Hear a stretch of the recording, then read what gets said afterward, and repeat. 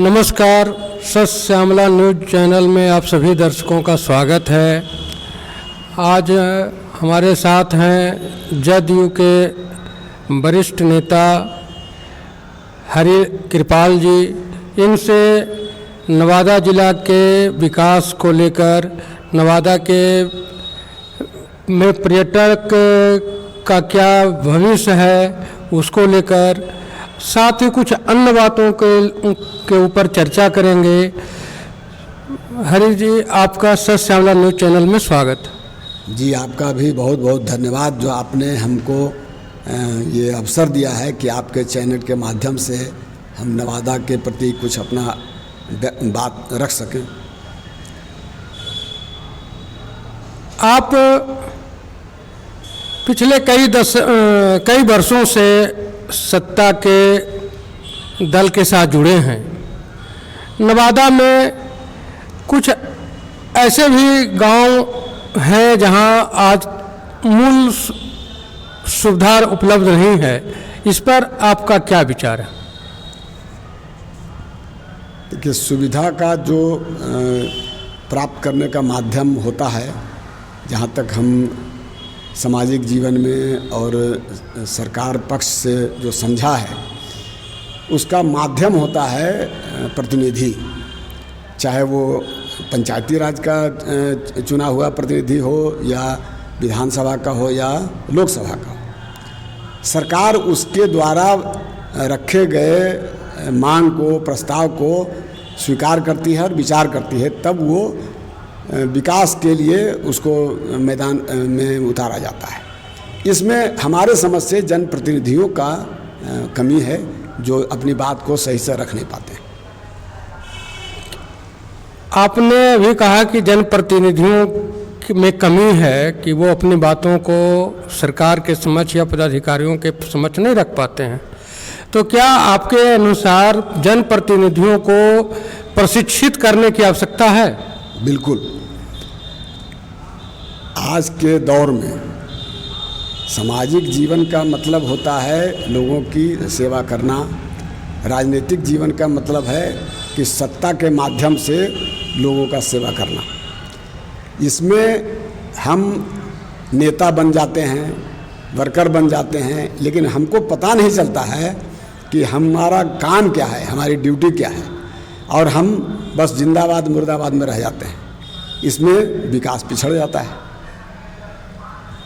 अभी कुछ दिन पहले एक सर्वे के अनुसार पता चला है कि बिहार में नीतीश कुमार की सरकार या नीतीश भाजपा की गठबंधन हो या नीतीश राजद गठबंधन हो, इन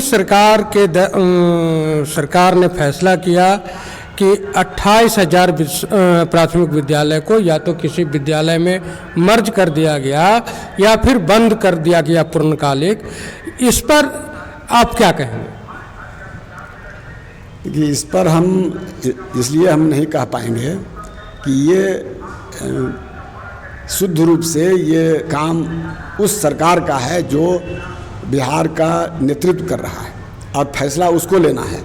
हम लोग नीचे पायदान के वर्कर हैं या नेता कहिए, इसमें हम अगर अपनी बात रखेंगे तो ये हो सकता है कि हम अनाधिकृत हों, इसलिए हम इसमें हम कुछ नहीं कर पाएंगे।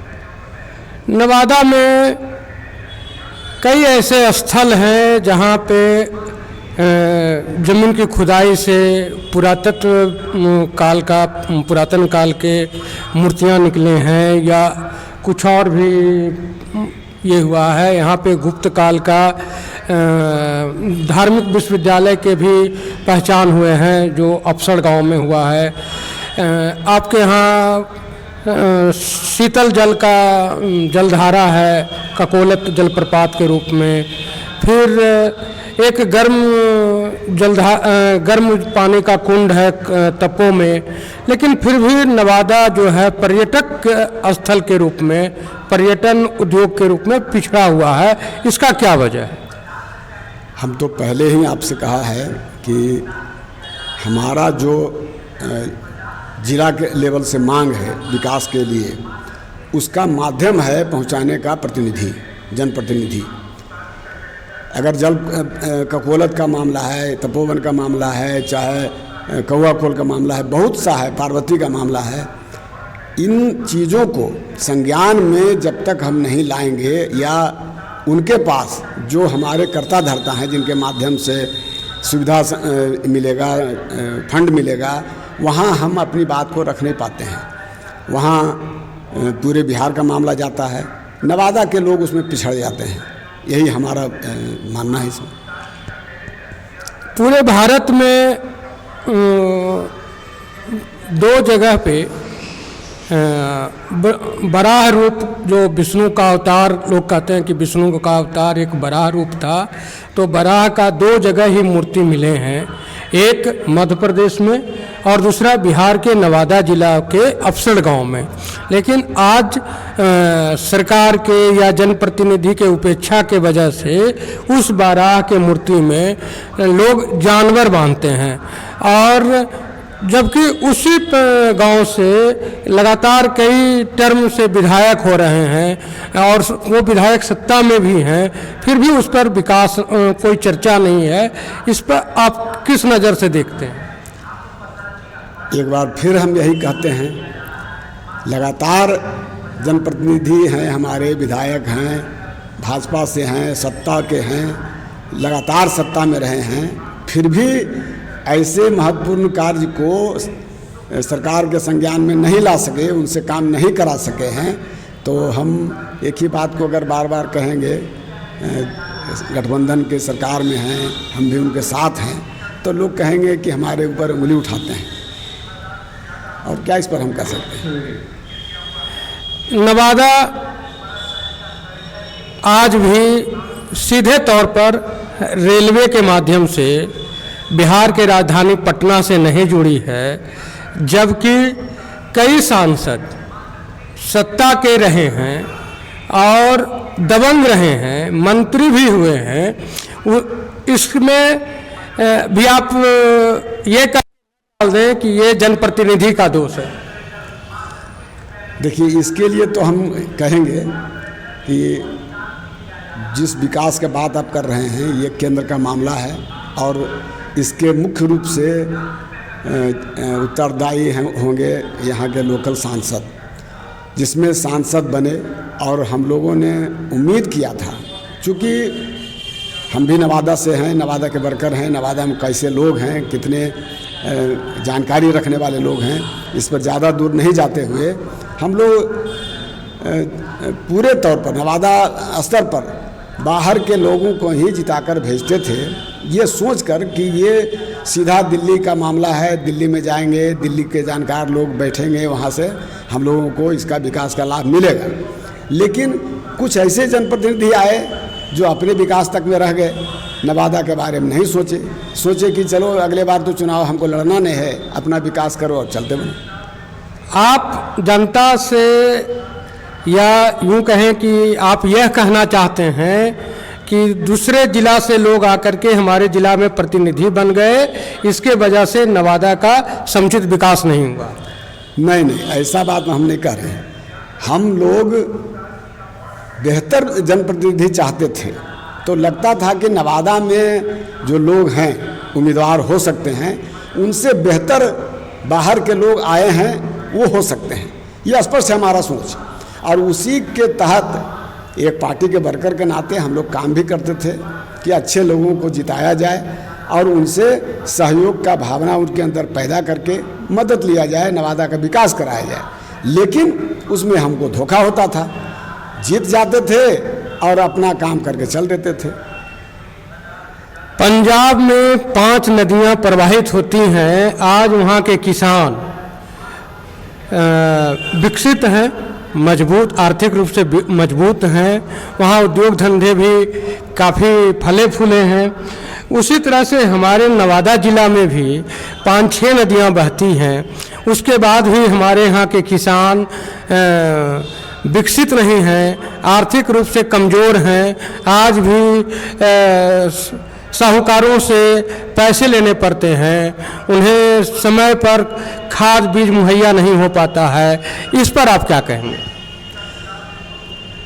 इस पर देखिए, हम बात यही कहेंगे कि नवादा का जो आबादी है उसमें किसान की प्रमुखता है।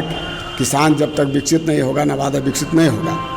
किसान का विकास तभी होगा जब वो खेती उसका विकसित हो जाए, और खेती विकसित होने के लिए सरकार का पूर्ण सहयोग मिलना इसको चाहिए, जिसमें जैसे आपने लिया हरियाणा पंजाब का बात, हरियाणा पंजाब को टोटली 85% सहयोग केंद्र से मिलता है, बिहार को नहीं मिल सका। इसमें बिहार के राजनेता, बिहार के जनप्रतिनिधि सक्षम नहीं हो सके कि केंद्र के साथ तालमेल करके, केंद्र के साथ सहयोगात्मक रवैया अपना के उनसे मदद लिया जाए। इसमें फेलियर रहे बिहार के जनता, बिहार के जनप्रतिनिधि, सरकार, उसका लाभ नहीं मिला नवादा को।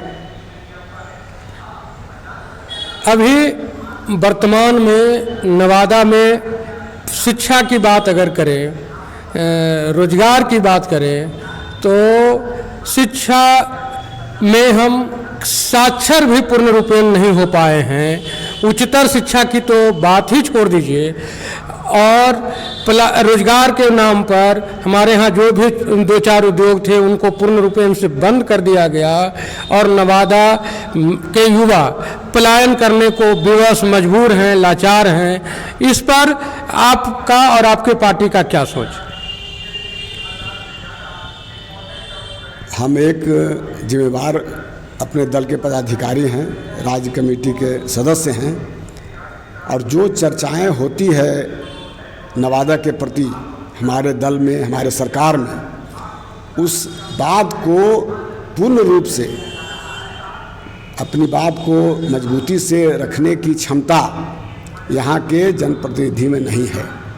इसके लिए हमारा मानना है कि बुनियादी बदलाव लाने का ज़रूरत है नवादा में, तभी शिक्षा, कृषि या पूर्णकालिक या पूर्ण रूपेण विकास होगा नवादा का।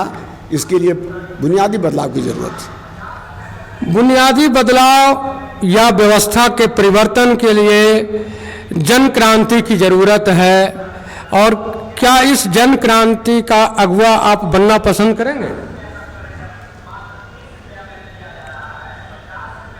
व्यवस्था जो चलती है उसमें हमारा ये कहना है कि एक सामाजिक जीवन में, एक राजनीतिक कार्यकर्ता के रूप में एक सीमाएं होती है, उस सीमा के तहत हम लोग काम करते हैं।